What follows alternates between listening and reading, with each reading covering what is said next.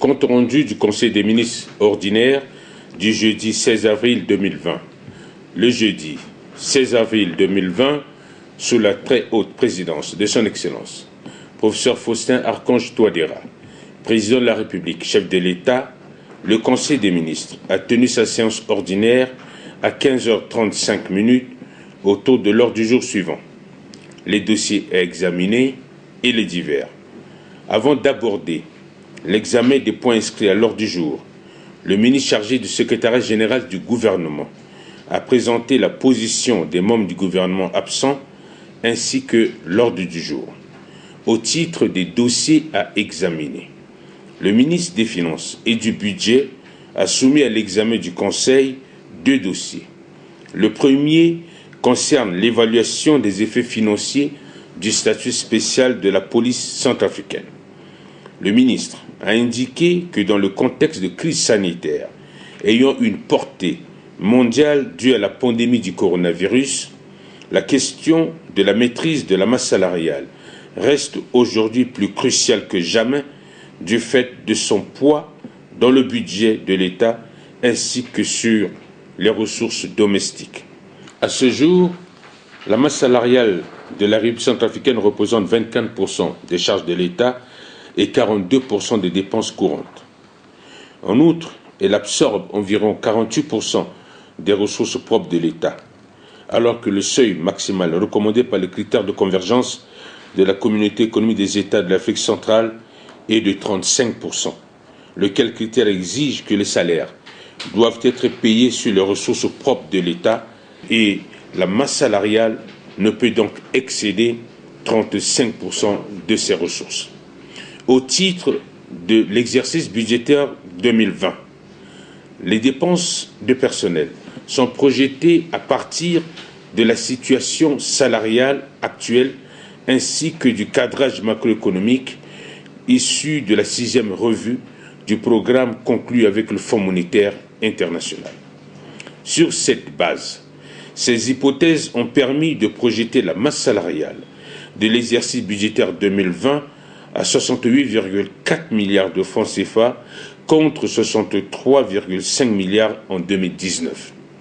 La prise en charge des effets financiers de 1437 policiers actuels dans le fichier de la solde ferait passer la masse salariale de 196 millions de francs CFA à 338 millions de francs CFA par mois, soit une augmentation mensuelle de 142 millions de francs CFA.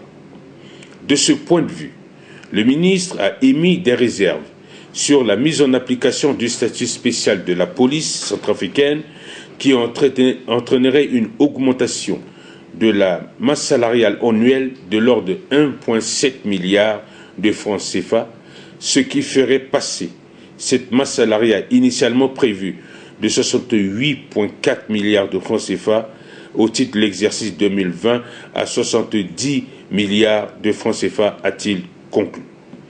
En prenant la parole, Son Excellence, Monsieur le Président de la République, chef de l'État, a précisé qu'il ne faut pas poser le problème du statut spécial de la police en termes de statut particulier. Il a fait rappeler qu'en 2009, on a constaté que les missions dévolues à la police ne répondaient plus à la situation du moment. De nos jours, avec le niveau de sécurité exigé, la police n'arrive plus à assumer convenablement sa mission, d'où l'appel est fait parfois à l'armée pour soutenir les missions de police.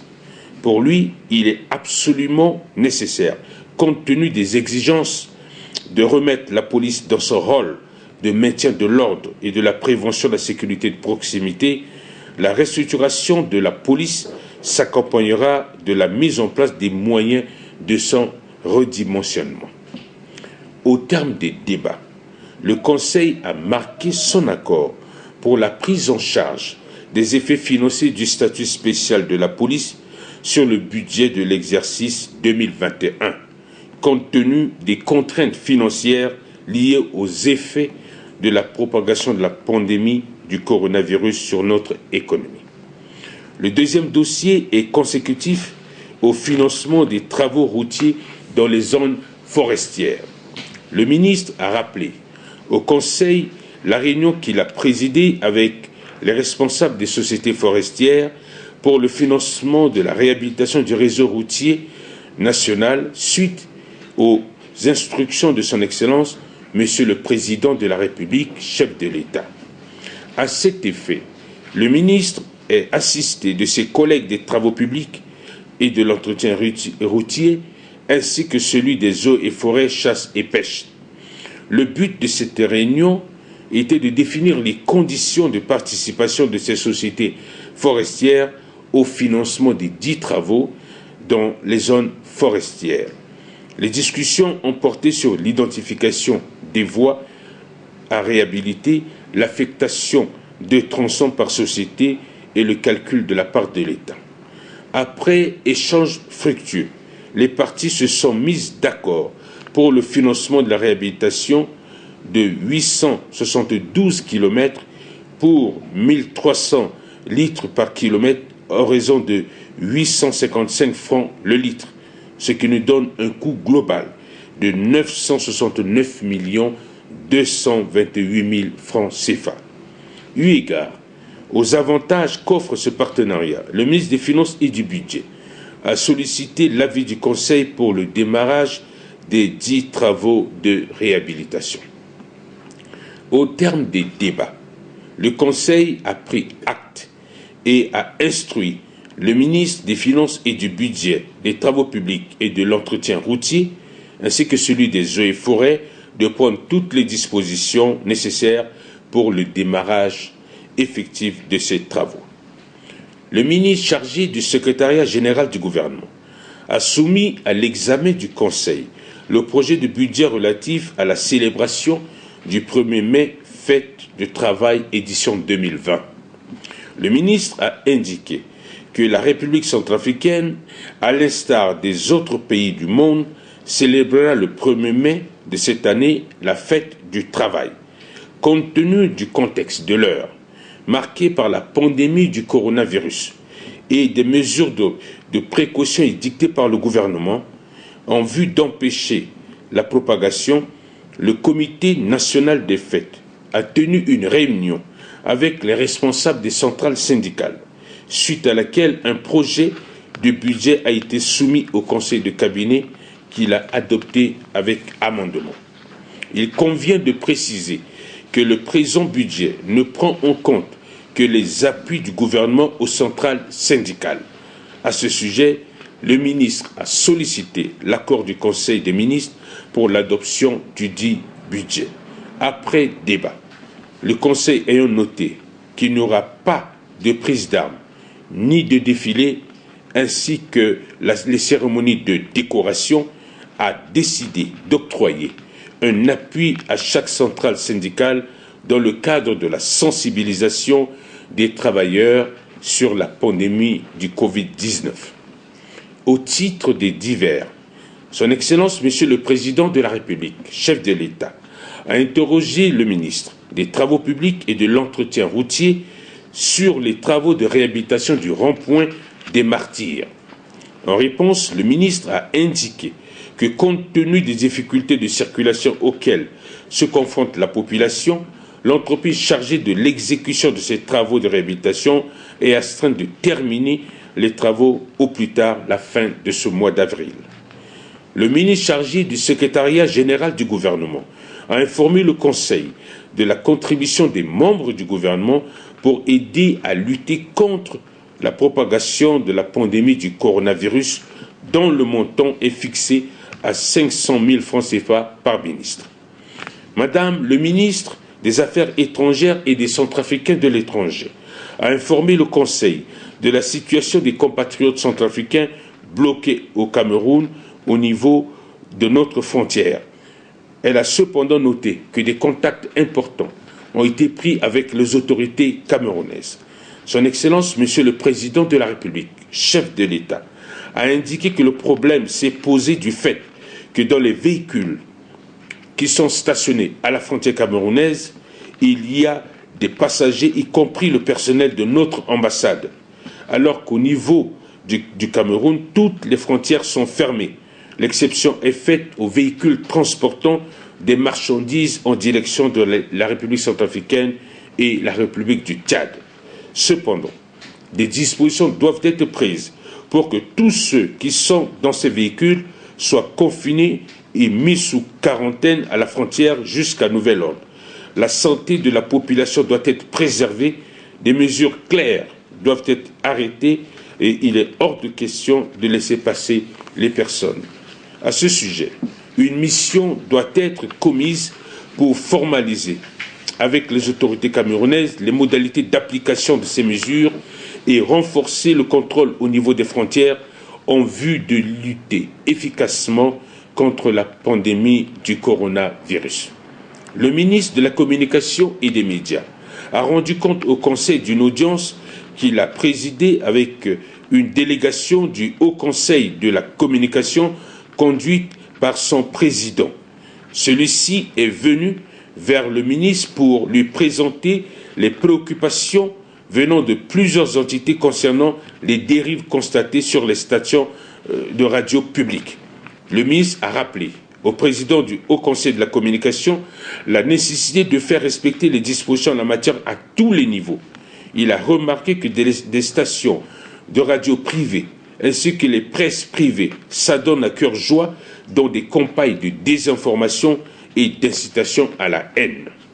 Le ministre délégué auprès du Premier ministre, chargé des relations avec les groupes armés, a informé le Conseil que les 14 groupes armés signataires de l'accord politique de paix pour la paix et la réconciliation en République centrafricaine ont félicité son Excellence, Monsieur le Président de la République, chef de l'État, pour les mesures prises dans le cadre de la lutte contre la pandémie du coronavirus.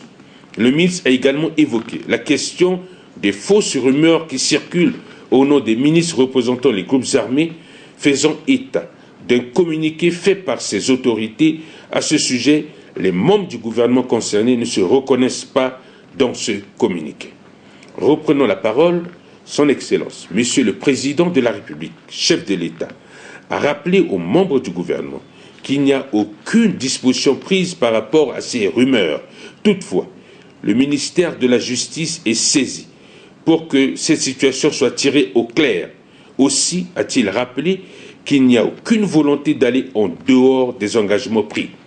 Son Excellence, Monsieur le Président de la République, chef de l'État, a cependant rappelé qu'il faut abandonner les mauvaises pratiques et mutualiser les efforts en vue de consolider la paix dans notre pays tout en laissant tomber les considérations personnelles pour préserver l'intérêt général.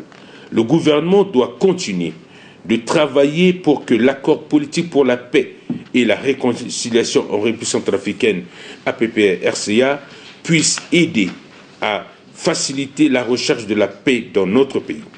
Nous sommes condamnés à travailler ensemble pour sauver notre pays en créant les conditions favorables pour la paix, a conclu le président de la République.